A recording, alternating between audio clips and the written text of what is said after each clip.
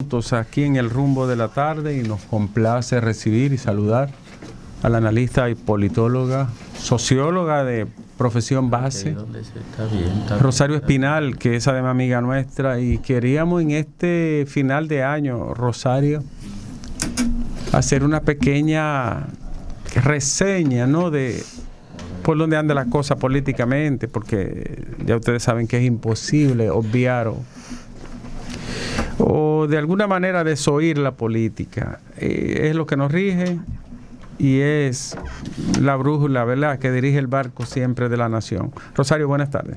Buenas tardes. ¿Cómo anda la vida? Pues muy bien. Políticamente, ¿cómo está cerrando el año? Cerrando. Claro, porque es todo como uno lo ve. Con un poco de turbulencia, porque cualquier fragmentación partidaria desencaja las cosas para los partidos y para la ciudadanía, que prontamente tiene que elegir en elecciones ya programadas para este próximo año 2020. Así es que la división en el PLD pues genera incertidumbre, reposicionamientos. No sabremos hasta ya entrado el año por dónde andan realmente las preferencias de la ciudadanía. Así que todo eso crea cierta incertidumbre, yo diría. Rosario, todo el mundo da por un hecho ya la candidatura de Leonel Fernández por la decisión del electoral, la inscripción en la Junta, y de hecho en todas las encuestas lo miden. Miden a Abinader, miden a Gonzalo, lo miden a él. Pero eso podría cambiar, basta con una sentencia del Tribunal Constitucional. Y si esa sentencia se produce y finalmente esa candidatura no puede ser. Qué lío, ¿no? Sí, que es una posibilidad y probable, según he escuchado por los predios de los palacios de justicia. ¿Qué podría pasar en la... Bueno, mira, si el Tribunal Constitucional se pronuncia en un sentido u otro, o sea, claro, si se pronuncia en contra de, o sea, si argumenta que la ley de partidos no permite que una persona que haya participado en primarias y haya perdido sea candidato por otro partido, o sea, si afirma eso el Tribunal Constitucional, pues claro, Leonel Fernández no podría ser candidato. ¿Qué consecuencias tendría? Bueno, primero tendría una reacción muy negativa de parte del leonelismo. Eso es lo primero. Bueno, claro. O sea, yo diría que eso es lo primero y es lo fundamental que pasaría. Más allá de ahí, realmente... Pero no altera el ajedrez político. ¿Cómo Claro. se queda? ¿Qué ocurre? ¿Verdad? De alterar el ajedrez político no necesariamente, porque Leonel Fernández no es una candidatura necesariamente que está posicionada ahora mismo para ganar elecciones. Entonces simplemente lo que haría es reposicionar las cosas como estaban posicionadas antes, de un PLD y un PRM compitiendo. O sea, básicamente eso es lo que sucedería.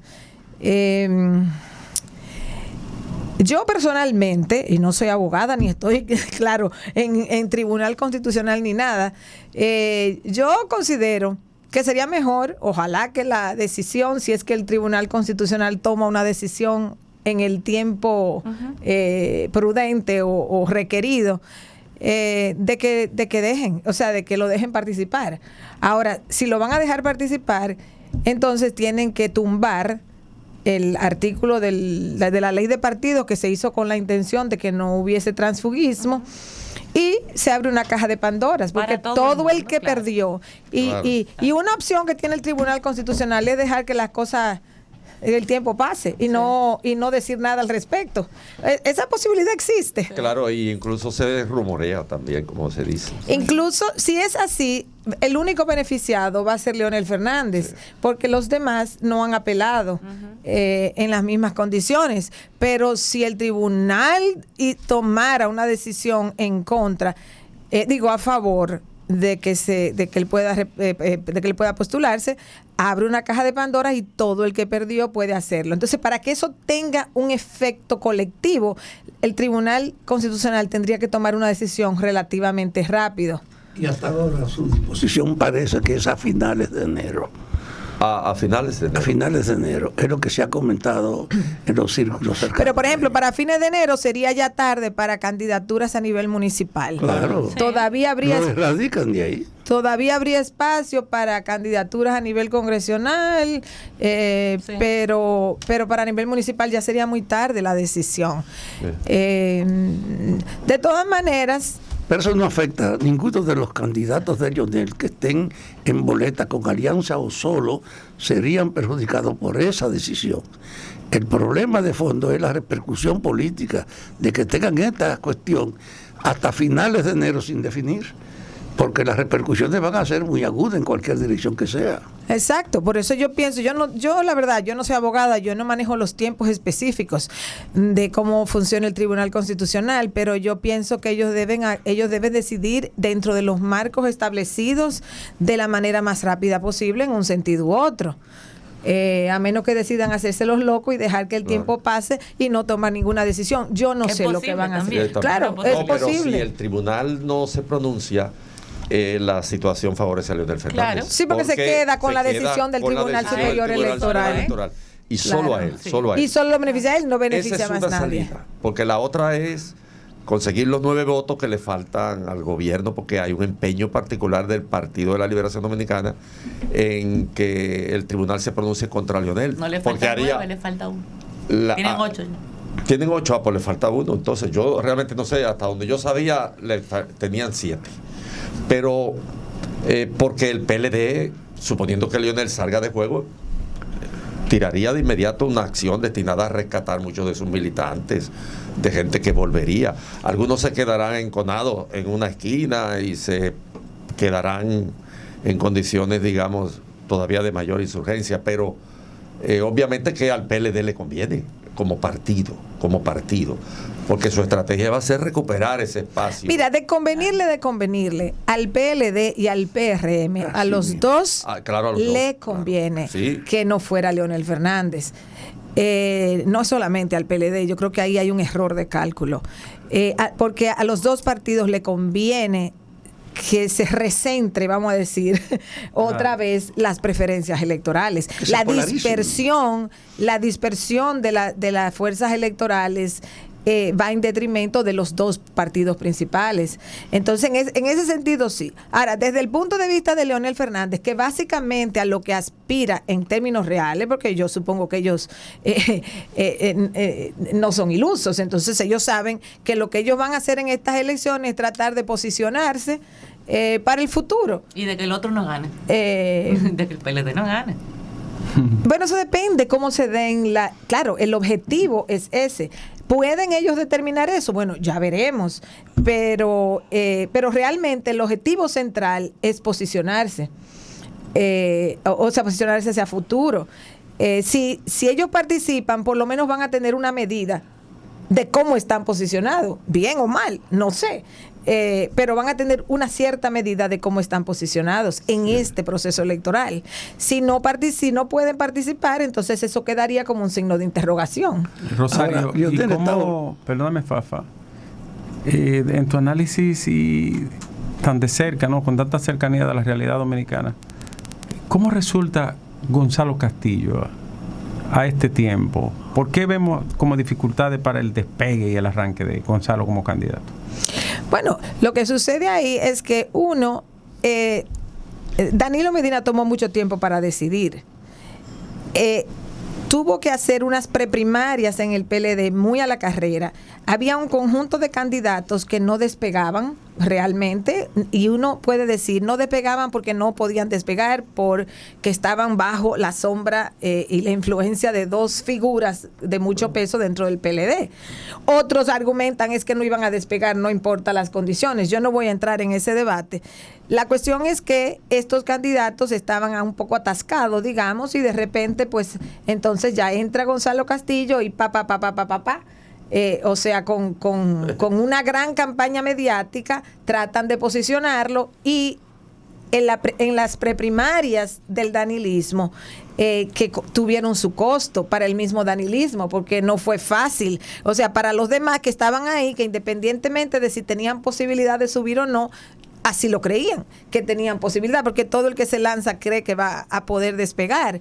Entonces... pero ya es candidato. Ya es candidato, pero fíjate bien, fue difícil su selección dentro de los danilistas. Luego vienen las primarias. Las primarias supuestamente iban a resolver el problema del PLD. Pero no resolvieron el problema del PLD porque fueron muy cerrados los resultados. Entonces, en vez de resolver el problema de yo gané y tú perdiste, las primarias agudizan la crisis del PLD y llevan a la salida de Leonel Fernández. Entonces, Gonzalo Castillo carga con el peso indiscutiblemente de esos factores, de la forma rápida en que tuvo que posicionarse en las preprimarias y de lo que sucedió en las primarias. Incluso un candidato, sin otros problemas, le da trabajo posicionarse rápidamente, dado eso que ha pasado. Ahora, a eso hay que agregarle otros factores.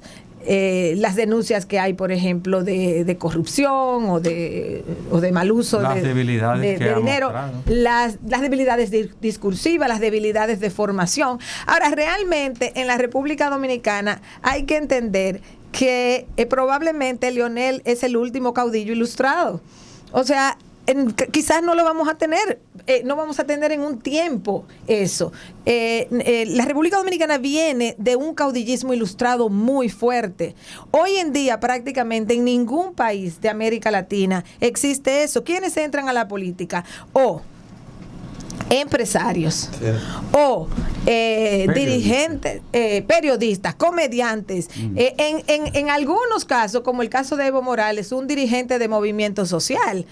Pero uno se pone a ver en la mayoría de los países y realmente esa idea que uno tiene y que aquí ha tenido tanto peso del caudillo ilustrado es algo que probablemente la República Dominicana está viendo el final de esa época. Tenemos, por ejemplo, el PLD y el PRM, ambos tienen empresarios como candidatos presidenciales. Entonces, todo tiene sus ventajas y desventajas, pero lo más probable es que la República Dominicana esté viendo un cierre de ese ciclo. Yo no estoy diciendo con esto que Leonel Fernández no pueda volver a ser presidente, porque Leonel Fernández es relativamente joven y en el futuro sí puede. Lo que yo veo difícil es en estas elecciones. O sea, yo creo que en estas elecciones no tiene la fuerza, no tiene los recursos, no tiene la estructura partidaria.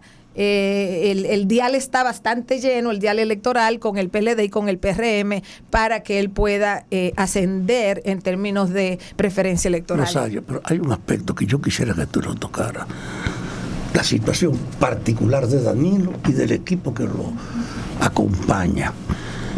¿Tú te imaginas que Danilo sin poder qué es? Con la tendencia a tener que esclarecer las acusaciones que pesan.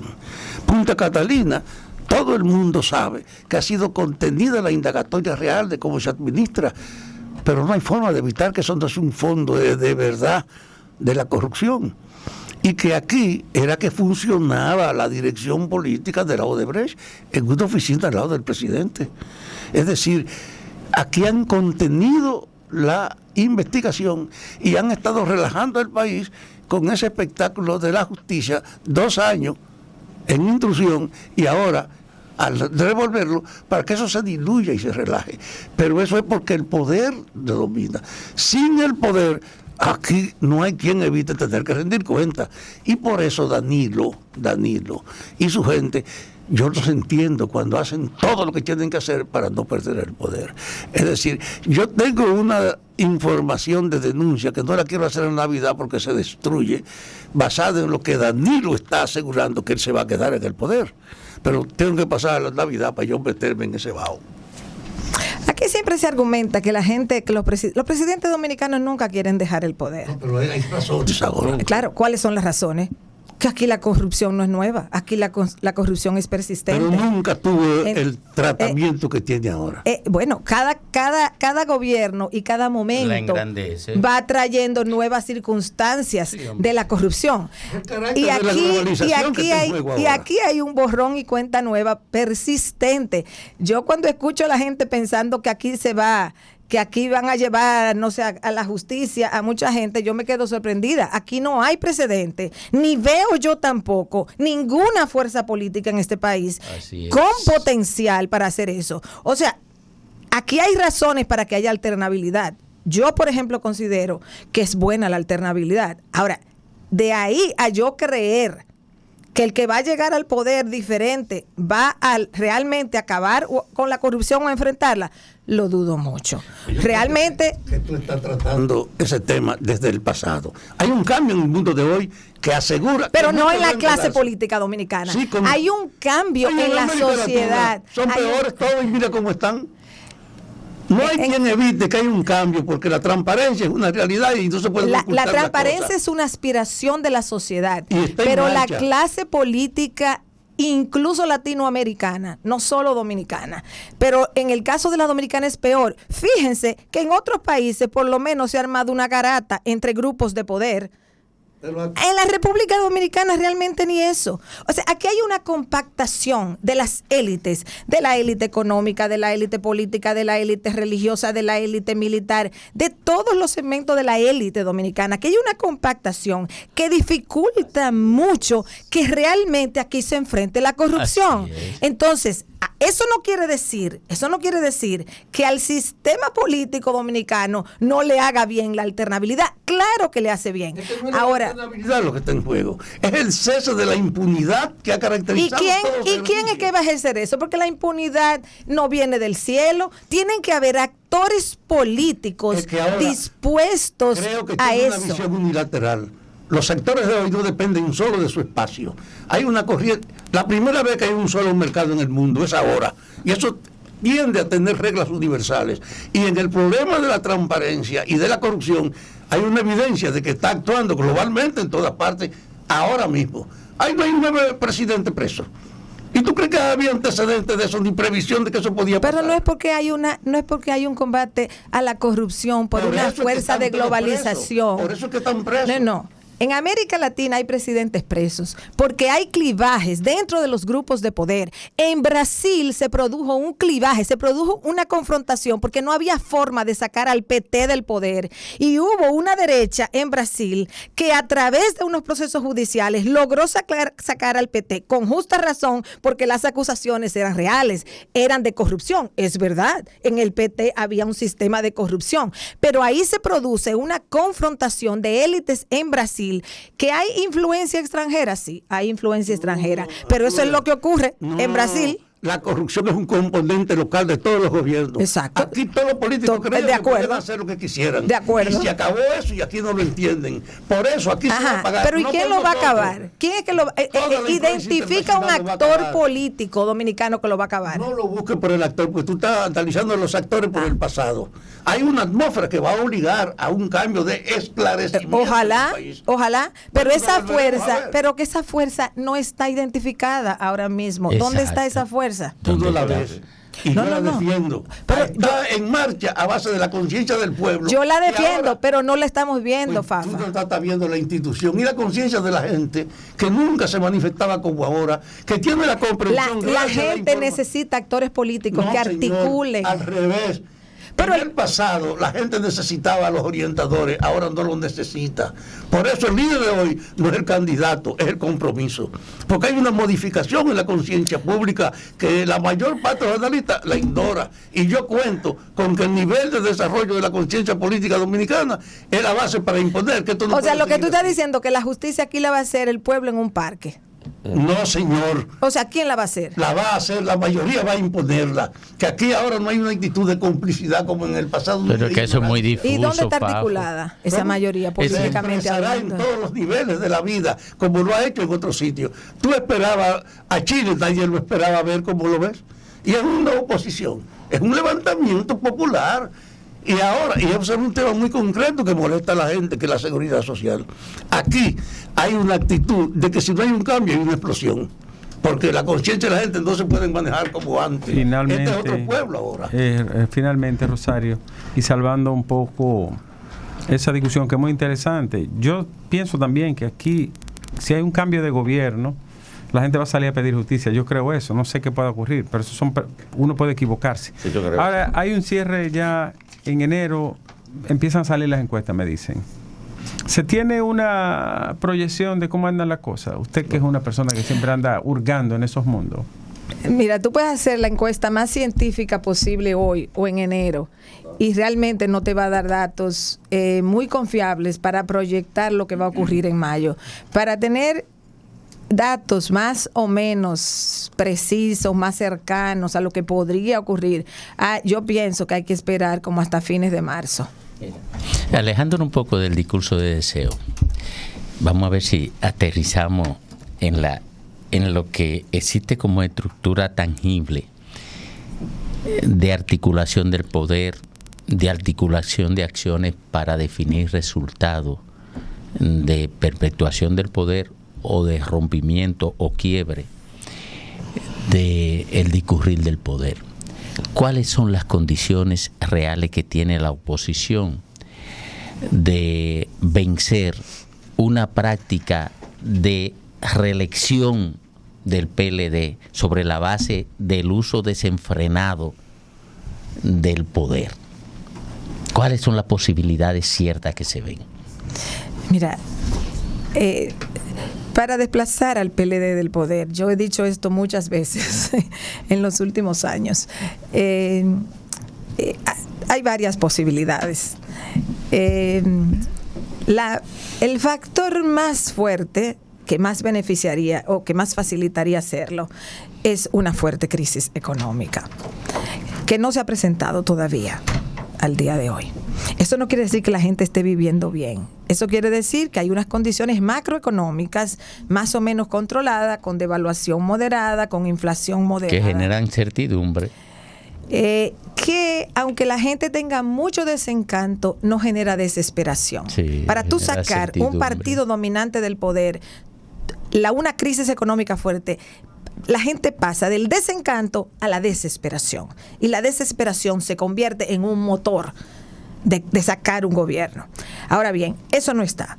Otros factores que contribuyen, claro, una división del partido en el poder. Y eso el PLD ya lo ha ofertado. El PLD se ha fraccionado y eso indiscutiblemente debilita al PLD. Entonces, eso le abre una ventana de oportunidad a la oposición para ascender electoralmente.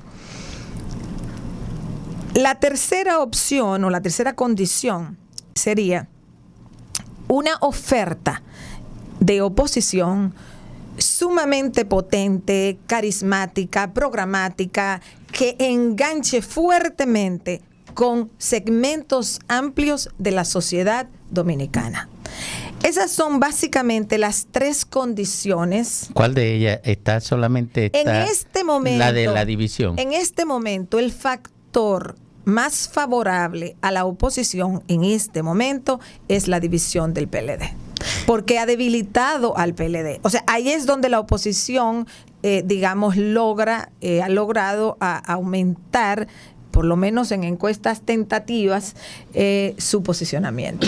Y los factores de poder convencional, los poderes fácticos, ahora mismo, ¿cuál es su comportamiento de acuerdo al razonamiento de un analista respecto al poder y a la opción de cambio? Los sectores de poder no político, digamos, o sea, sectores económicos, sectores eclesiales, sobre todo esos dos que tienen mucho poder. No partidista. ¿Perdón? No partidista. O sea, político no partidista, en ese sentido me refería. Fuera del esquema de partidos políticos, tenemos los sectores de poder económico, eclesial, de las iglesias. Y está un factor externo, indiscutiblemente. Estados Unidos es un factor en la política dominicana que también incide. Generalmente, esos sectores de poder, tienen se acomodan bastante. Se acomodan un poco a lo que más o menos funciona. Cuando algo se le hace muy disfuncional, entonces ellos actúan. Pero hasta el momento, no sé, quizás cambien. Hasta el momento esos sectores de poder han estado acomodándose a la situación política del país. Es decir, hasta el momento esos sectores, por lo menos los locales, no han jugado un factor determinante en decir el PLD se va. Ellos expresan confianza, inseguridad, e incertidumbre frente a la oposición. O sea, confianza en la oferta de cambio. Los poderes fácticos. Sí, incertidumbre.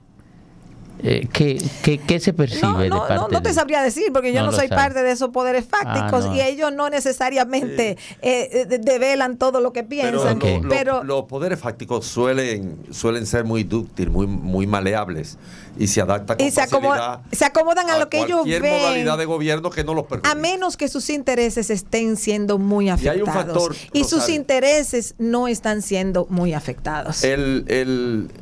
Tú hablas de la desesperación en los términos en que se expresan las realidades económicas de las clases sociales, pero este es un país entrampado. Hay un dato concurrente de casi todos los organismos internacionales: la movilidad social. Es decir, es cierto, es un país donde los factores del asistencialismo han operado como como para desarmar, para la detonación, la explosión social. Pero al mismo tiempo han constituido en el orden social un elemento casi de compactación que hace que la sociedad sea totalmente inmóvil. Un factor concurrente. Aquí, del 100% de los jóvenes que nacen en los barrios pobres y las condiciones materiales de existencia en las que nacen, se mantienen en un 98%. Solo el 2% o el 2.3% en 19 años se ha podido mover. Ha habido muy poca movilidad social. Y ese es un entrampamiento a que la gente ve en abstracto la delincuencia.